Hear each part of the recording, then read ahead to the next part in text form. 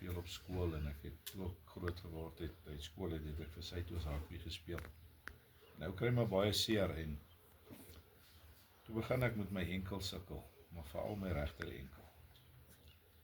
En dit net op 'n dag gekom dat jy soveel pyn het, jy kan nie meer loop nie.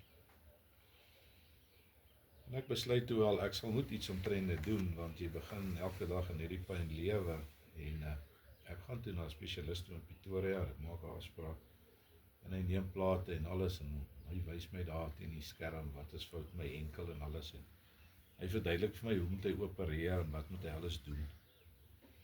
En hy sê vir my dat as hy my eers een keer geopereer het, dan gaan dit weer gebeur oor 'n sekere tyd om my enkel te opereer. Ek ry toe maar terug daai dag, ek is maar redelik beswaard en ek besluit toe nee.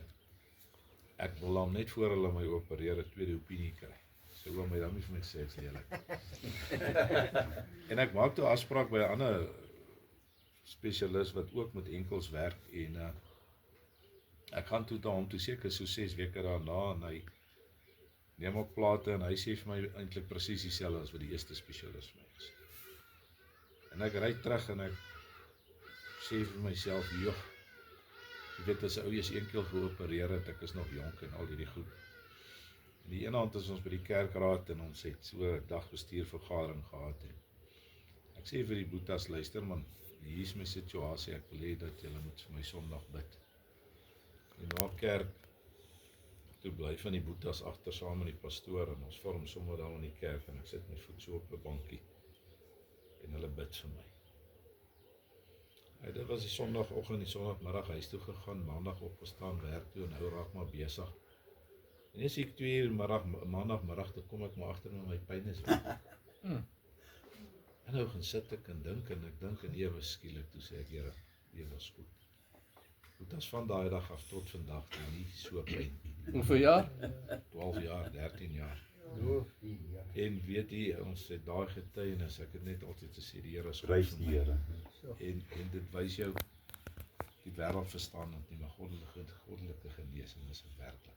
Ja, as ek vandag is nog jonk, so my voete is reg, ek nog nooit weer teruggegaan en nooit weer pyn gehad. As God iets doen, dan doen hy dit vir ewig. Prys die Here. Net voor jy begin, wat wil jy hê moet ons vir jou doen?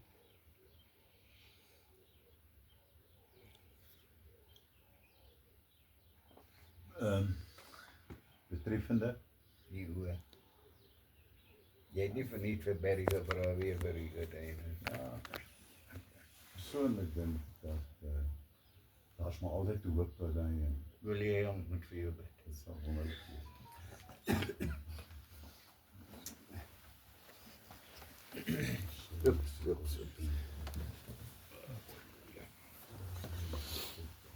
Heilige Here Jesus.